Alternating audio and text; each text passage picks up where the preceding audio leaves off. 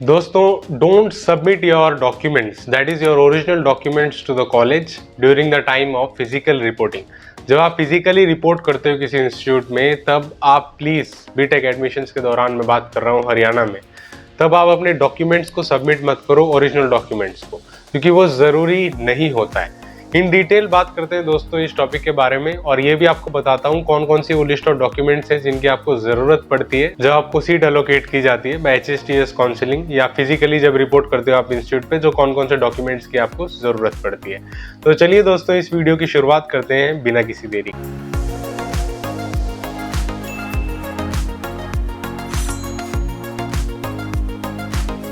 दोस्तों, आप HSTS के थ्रू ऑनलाइन काउंसलिंग से आ रहे हैं या फिजिकल काउंसलिंग के थ्रू पार्ट ले रहे हैं, उस दोनों ही सिचुएशन में आपको फिजिकली जाके बाद में रिपोर्ट करना पड़ता है इंस्टीट्यूट में। ठीक है, जिस पर्टिकुलर इंस्टीट्यूट में आपको सीट मिलती है, आपको उस इंस्टीट्यूट में, उस यूनिवर्सिटी में जाके रिपोर्ट करना होता है।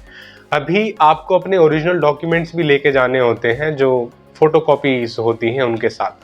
ओरिजिनल डॉक्यूमेंट्स इसीलिए लेके जाने होते हैं ताकि जो असाइंड ऑफिसर्स वहाँ पे बैठा होता है, स्टाफ बैठा होता है, वो वेरीफाई करता है आपकी डिटेल सही है भी या नहीं है। लेकिन HSTS ने साफ साफ ये लिखा हुआ है, इन नो सर्कमस्टांसेस, ध्यान से सुनना जो मैं बोल रहा हूँ, in any circumstances the institute will not retain the original documents of the candidates, the original certificates of the candidates. ठीक है, जो ओरिजिनल सर्टिफिकेट्स है कैंडिडेट्स के, वो कोई भी इंस्टीट्यूट नहीं रख सकता और नहीं रखेगा। ठीक है, जो आपके 12th की मार्कशीट है, 10th की मार्कशीट है, XYZ जो आपके ओरिजिनल डॉक्यूमेंट्स हैं, वो इंस्टीट्यूट नहीं रिटेन कर सकता, वो नहीं रख सकता। उन्हें आपको वेरीफाई करवाना होगा उस समय में, जो भी ऑफिसर्स है वहाँ पे तो ऑब्वियसली प्रोड्यूस करने ही होंगे डॉक्यूमेंट, बाद में आप उन्हें अपने साथ लेके जा सकते हो। तो दोस्तों, ये बहुत स्टूडेंट्स का क्वेश्चन आता है कि क्या हमें डॉक्यूमेंट सही जगह पे सबमिट कर देंगे तो दूसरी जगह पे क्या होगा। तो ओरिजिनल डॉक्यूमेंट सबमिट नहीं होते हैं, आपको कॉपी देनी होती है। तो जितने भी जो डॉक्यूमेंट्स हैं, लिस्ट ऑफ डॉक्यूमेंट्स हैं, उनकी आपको 3 अटेस्टेड कॉपीज लेके जानी होती है साथ में, और ओरिजिनल भी लेके जाना होता है। लेकिन आपका ओरिजिनल जमा नहीं होता है। ठीक है, आपका ओरिजिनल आपको वापस दे दिया जाता है वेरीफाई करने के बाद। तो ऐसा मत सोचना कि ओरिजिनल जमा हो जाता है तो आगे क्या प्रोसीजर होगा। आपको वो मिल जाता है और जो है आप उसे वेरीफाई करवा सकते हो वहाँ पे। अब जरा ध्यान से देखते हैं और समझने की कोशिश करते हैं लिस्ट ऑफ डॉक्यूमेंट्स में क्या क्या है जो आपको लेके जाना होगा जब आप फिजिकली रिपोर्ट कर रहे हो किसी इंस्टीट्यूट में एडमिशन के लिए। मैं यहाँ पे स्पेसिफिकली बात कर रहा हूँ bachelors of technology BTech courses के लिए हरियाणा की यूनिवर्सिटीज़। तो दोस्तों, एक चीज़ मैं पहले ही क्लियर आउट कर दूं, अगर आपके पास कोई डॉक्यूमेंट है जो ऑथेंटिक नहीं है, तो पहली बात तो मैं ऑनेस्ट एडवाइस दे रहा हूं कि अनऑथेंटिक चीज़ें मत ट्राई करो। ठीक है, यहाँ पे फेक चीज़ें नहीं चलती हैं, और बाद में पता चलता है तो बदनामी भी होती है, टाइम भी ख़राब होता है और आपके पैसे भी ख़राब होते हैं, और इनफैक्ट आपको पनिशमेंट मिलती है, वो बात पूरी अलग है। तो इसीलिए जो ऑथेंटिक चीज़ें हैं उन्हें ही ट्राई करो। I will highly recommend, don't try to go in any kind of malpractices. जब आप एडमिशन्स ले रहे हो, अपने ऑथेंटिक डॉक्यूमेंट्स दिखाओ, ऑथेंटिक चीज़ें हैं जो उसे वेरीफाई कराओ। ठीक है, और हम्बली चेक करो वेदर यू आर एलिजिबल और नॉट एलिजिबल, और उसके बाद ही आगे जाओ। अब इन केस क्या होता है कि जो अनऑथेंटिक स्टूडेंट्स होते हैं, मैं पहले क्लियर आउट कर दूं लिस्ट ऑफ डॉक्यूमेंट्स बताने से पहले, कि जो अनऑथेंटिक स्टूडेंट है जिसको ऑथेंटिसिटी नहीं है, जो सही नहीं है, और उसको स्टूडेंट को एडमिशन दे दिया जाता है, तो उस पर्टिकुलर इंस्टीट्यूट का प्रिंसिपल डायरेक्टर या जो रजिस्ट्रार है, वो रेस्पॉन्सिबल होगा फॉर दैट एक्ट। ये क्लियरली HSTS ने बताया हुआ है कि अगर आपको एडमिशन मिल जाता है, though you are not an authentic candidate, आपकी ऑथेंटिसिटी को वेरीफाई करने में अगर इंस्टीट्यूट फेल हो जाता है, तो उसकी रेस्पॉन्सिबिलिटी होगी उस पर्टिकुलर रजिस्ट्रार की, जो उस इंस्टीट्यूट का रजिस्ट्रार है। तो इस वजह से ये बहुत हाई लेवल पे चेक होता है और ये बहुत इंपॉर्टेंट है। तो आपके फिजिकल रिपोर्टिंग के टाइम में आपके डॉक्यूमेंट्स को बहुत अच्छे से स्क्रूटनाइज किया जाता है, इसीलिए वहाँ पे शक की या गलती की कोई भी गुंजाइश नहीं है। अब दोस्तों, मैं आपको बताता हूँ लिस्ट ऑफ डॉक्यूमेंट्स हैं जो आपको वेरीफाई करवाने होंगे वहाँ पे। सबसे पहले तो है हरियाणा रेसिडेंट सर्टिफिकेट। अगर आपके पास हरियाणा रेसिडेंसी का सर्टिफिकेट है, तो आपको हरियाणा रेसिडेंट सर्टिफिकेट दिखाना होगा हरियाणा की यूनिवर्सिटी में एडमिशन लेने के लिए। उसका आपको फोटोकॉपी भी ऑब्वियसली होनी चाहिए सारे डॉक्यूमेंट्स की, और ओरिजिनल भी होना चाहिए। जो दूसरा डॉक्यूमेंट है ये दोस्तों कैटेगरी डॉक्यूमेंट। अगर आप किसी पर्टिकुलर कैटेगरी से बिलोंग करते हैं, एक सर्विसमैन या फिर इकोनॉमिकली वीकर सेक्शन या कोई और कैटेगरी आपके पास है, तो उस कैटेगरी और सब कैटेगरी के भी आपके पास ओरिजिनल डॉक्यूमेंट्स होने चाहिए during the type of physical reporting. फिर आता है रेलेवेंट कश्मीरी माइग्रेंट सर्टिफिकेट। जो कश्मीरी माइग्रेंट्स हैं उन्हें भी रेलेवेंट सर्टिफिकेट्स उन्हें दिए जाते हैं कि वो कश्मीरी माइग्रेंट है, वो ऑथेंटिकेट करने के लिए। तो वो सारे रेलेवेंट इन्फॉर्मेशन आपके पास होनी चाहिए during the time of physical reporting, क्योंकि वो क्राइटेरिया कंसिडर करके ही आपको सीट दी जाती है। फिर आता है दोस्तों EWS income and asset certificate. अभी जो इकोनॉमिकल वीकर सेक्शन है उनकी इनकम एक पर्टिकुलर अमाउंट से कम होनी चाहिए, और उसके बाद वो उनके एसेट्स भी वेरीफाई करते हैं। तो एक सर्टिफिकेट होता है EWS income and asset certificate, जिसका प्रोफार्मा आपको ऑफिशियल इनके ब्राउचर पे मिल ही जाएगा, HSTS के भी और रेस्पेक्टिव कॉलेज के ब्राउचर पे मिल जाएगा किस प्रोफार्मा में आपको सर्टिफिकेट लेना है। वो सर्टिफिकेट भी आपके पास होना ज़रूरी है अगर आप ईडब्ल्यूएस कैटेगरी से बिलोंग करते हैं तो। फिर आता है दोस्तों हरिहर सर्टिफिकेट, जो डिस्ट्रिक्ट लेवल कमेटी के थ्रू इश्यू किया जाता है। इस सर्टिफिकेट का होना भी ज़रूरी है during the time of physical reporting. आगे आता है annual parental income should be verified in PPP। अब जो PPP ID है ये है परिवहन पहचान पत्र, जो गवर्नमेंट ऑफ हरियाणा का इनिशिएटिव है, जिसके थ्रू आपकी जो फैमिली डिटेल्स है, इनकम है, उन्हें वेरीफाई करके एक पोर्टल, कॉमन पोर्टल डाटाबेस बनाया हुआ है जहाँ पे अपलोड किया जाता है। PPP के बारे में आप नहीं जानते तो मैंने इन डिटेल बनाई हुई है कि PPP क्यों इतना इंपॉर्टेंट है और कितना ज़्यादा सिग्निफिकेंस है। आपने एक बार गलती कर दी तो आप उसमें एडिट भी नहीं कर सकते हो, इतना ज़्यादा सीवियर कॉन्सर्न्स है। तो इस वीडियो को आप इस समय जो आई बटन पे लिंक देख रहे हो और होते हुए वहाँ पे क्लिक करके ज़रूर देख सकते हो। वापस आते हैं इस वीडियो के ऊपर दोस्तों। अगर आपकी कोई पेरेंटल इनकम है, जैसे मैंने बताया आपकी कोई रिजर्वेशन है, पहली बात तो समझो कि आप किसी BC से आते हैं या इकोनॉमिकल वीकर सेक्शन से आते हैं जहाँ पे इनकम एसोसिएटेड है, या फिर आप ट्यूशन फी वेवर कैंडिडेट है जहाँ पे किसी भी तरह की इनकम एसोसिएटेड है, तो इनकम वेरीफाई की जाएगी फ्रॉम PPP ID ओनली। तो आपकी PPP ID से जो इनकम फैच की जाएगी वो सही होनी चाहिए और उसे ही सही माना जाएगा। वहाँ पे इन्फॉर्मेशन गलत है तो आप बड़ी परेशानी में, उसे सही करवा के ही जाना और अपनी एनुअल इनकम वहाँ पे वेरीफाई करवा लेना जो PPP ID में। अगला डॉक्यूमेंट है दोस्तों, अगर आप HGST के हैं यानी Haryana government school topper category से हैं तो उनका भी सर्टिफिकेट होता है। आप उस सर्टिफिकेट को भी लेके ज़रूर जाएँ कि उसके हिसाब से आपको सीट एलोकेट की जाती है।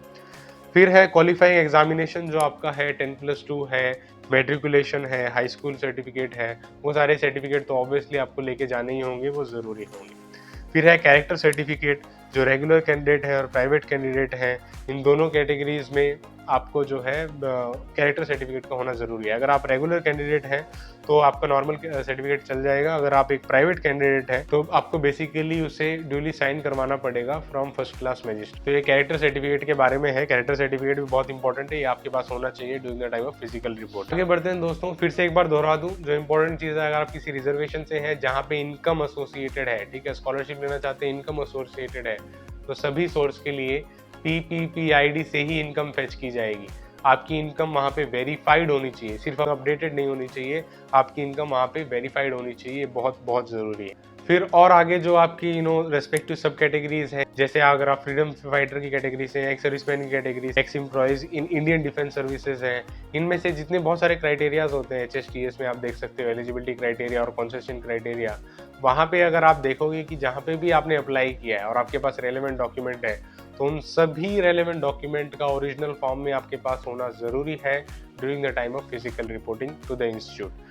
अब आगे बढ़ते हैं दोस्तों, एक और इम्पॉर्टेंट चीज़ है ये मेडिकल फिटनेस सर्टिफिकेट, जो आपके सिटी का CMO होता है, मेडिकल ऑफिसर, उससे आप जाके बनवा सकते हो। आपके टेस्ट होते हैं XYZ, जो भी उनका प्रोसीजर होता है, उसके बाद आपको एक मेडिकल फिटनेस सर्टिफिकेट दिया जाता है। वो सर्टिफिकेट भी आपको एडमिशन के दौरान होना बहुत ज़रूरी है। That is important to keep with you during the admissions. फिर जो एडमिट कार्ड है JEE मेंस का, ऑब्वियसली वो तो इसमें मतलब माई बाप ही है एक तरीके से, क्योंकि JEE मेंस के रैंक के बेस पे ही आपको मिल रहा है एडमिशन, तो उसका एडमिट कार्ड होना बहुत ज़रूरी है। और अंडरटेकिंग आपको देनी पड़ेगी, एंटी रैगिंग वाली, स्टूडेंट की वाली भी आपकी देनी पड़ेगी, और पेरेंट को भी साइन करके देना पड़ता है कि आप रैगिंग में इन्वॉल्व नहीं होंगे और इस तरह की कोई घटिया एक्टिविटी कॉलेज में नहीं करेंगे। उन चीज़ों का आपको ड्यूली साइन करके पहले अंडरटेकिंग देनी होती है, ताकि इन केस अगर आप फ्यूचर में ऐसी कोई उल्टी सीधी हरकतें करें तो इंस्टीट्यूट आपको सीधा बाहर कर सके। ठीक है, तो बच के रहना और ये सारे डॉक्यूमेंट्स रखना। फिर से फाइनल पॉइंट यही है, जो PPP ID है, परिवार पहचान पत्र है, वहाँ पे सारी चीज़ें अपडेटेड होनी चाहिए, ऑथेंटिक होनी चाहिए और वेरीफाइड होनी चाहिए। ठीक है, ये तो मेजर डॉक्यूमेंट्स। इसके अलावा भी अगर आपने कुछ पर्टिकुलर चीज़ को क्लेम किया है तो उसके regarding relevant information, relevant certificates आपके पास होने चाहिए।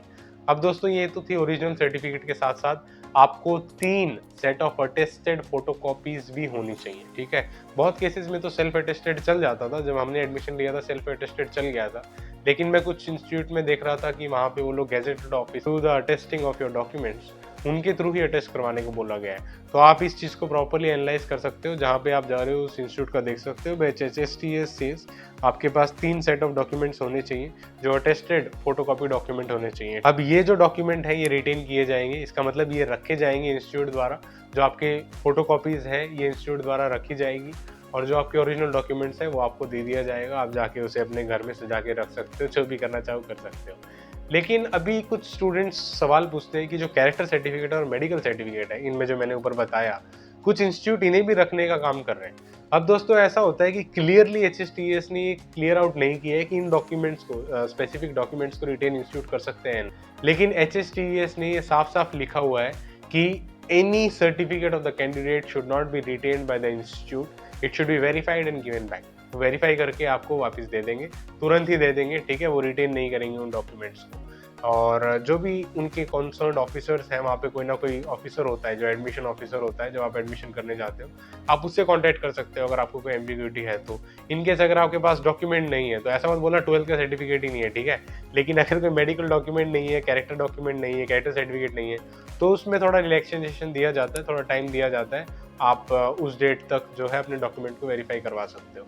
ये भी मुझे लगता है इंस्टीट्यूट टू इंस्टीट्यूट वेरी कर रहे हैं, ये लोग स्ट्रिक्ट बना रहे हैं बहुत, ताकि जो फेक प्रैक्टिस है उन्हें कम किया जा सके। तो आप जो रेस्पेक्टिव गाइडलाइंस है अपने इंस्टीट्यूट की वो भी देख के जा सकते हो। लेकिन ये थे वो डॉक्यूमेंट्स जो आपको फिजिकल काउंसलिंग के थ्रू ओरिजिनल देने होते हैं, और 3 set of attested photo copies भी साथ में लेके जानी होती है, ठीक है। मैं तो कहता हूँ 4 ही ले जाओ, कभी कभार क्या होता है कि 1-2 कहीं एक्स्ट्रा लग जाती है या मिसप्लेस हो जाती है, तो सिचुएशन में हेल्पफुल होता है, ठीक है। तो आई होप दोस्तों इससे आपका जो एडमिशन प्रोसेस है वो काफ़ी सीमलेस रहेगा, और original documents I think should not be retained by the institute because it is clearly stated in the HSTS guidelines. वो रिटेन नहीं कर सकता है इंस्टीट्यूट। सो इस चीज़ से आपको समझ में आया होगा दोस्तों कि कैसे आप जो है अपने एडमिशन्स ले सकते हो, और कोई इशू मुझे नहीं लगता अब आपको होगा एडमिशन्स के दौरान। और ये सारे डॉक्यूमेंट्स हैं, इनके अलावा भी कोई डॉक्यूमेंट अगर आपके पास है वो आपने फिलअप किया होगा, आपको पता चल गया होगा। लेकिन इन जनरल इन्हीं डॉक्यूमेंट्स की ज़रूरत होती है। इन डॉक्यूमेंट्स को आप ले जा सकते हो, अपनी काउंसलिंग करवा सकते हो। और काउंसलिंग के दौरान भी ऐसा होता है कि कभी कभार एक आध डॉक्यूमेंट्स ऐसे होते हैं आप नहीं लाते हो, या मिसप्लेस हो गए होते हैं, या आपके पास उस समय नहीं होते हैं, तो ज़्यादा पैनिक होने की ज़रूरत नहीं है, ठीक है। ज़्यादा पैनिक मत हो, घबराओ मत। जो भी वहाँ पे कंसर्न्ड ऑफिसर है उनसे जाके डिस्कशन करो कि क्या पॉसिबल अल्टरनेटिव्स अभी हैं, कैसे आप डॉक्यूमेंट दे सकते हो, कब तक दे सकते हो, या इसका कुछ और अल्टरनेटिव है या नहीं, कुछ और चल सकते हैं या नहीं, ठीक है। इस टाइप से जाके डिस्कशन करो, तो ऑब्वियसली आपका जो प्रोसीजर है वो सीमलेसली ऐसी तरीके से हो जाएगा। घबराओ मत किसी भी तरीके से। जितनी आपको ज़रूरत है एक इंस्टीट्यूट की, उतनी ही इंस्टीट्यूट को आपकी ज़रूरत है, ठीक है। आप एक अच्छे कैंडिडेट हो, आपके कॉलेज को और यूनिवर्सिटी को ज़रूरत है, इसीलिए आपका एडमिशन किया जा रहा है। तो इन सब के साथ साथ फीस भी ऑब्वियसली ज़रूरी है। फीस भी आपको लेके जानी होगी और सबमिट करनी होगी, that is obviously the most important thing. And I hope दोस्तों क्लैरिटी मिली होगी आपको कौन कौन से डॉक्यूमेंट्स की आपको ज़रूरत है। और I wish you all the very best for your admissions.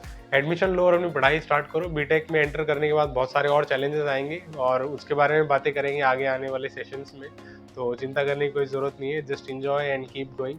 और PPP ID कितनी इंपॉर्टेंट है इसके ऊपर मैंने डिटेल वीडियो बनाई हुई है, क्योंकि ये बहुत इंपॉर्टेंट चीज़ है। मुझे पता है बहुत लोगों ने इग्नोर की होगी। तो जो PPP ID है, परिवार पहचान पत्र है, के बारे में मैंने इन डिटेल वीडियो बनाई है, उसे आप यहाँ पे क्लिक करके देख सकते हो। वीडियो देखने के लिए बहुत बहुत शुक्रिया दोस्तों। Thank you so much for watching. जय हिंद, वंदे मातरम।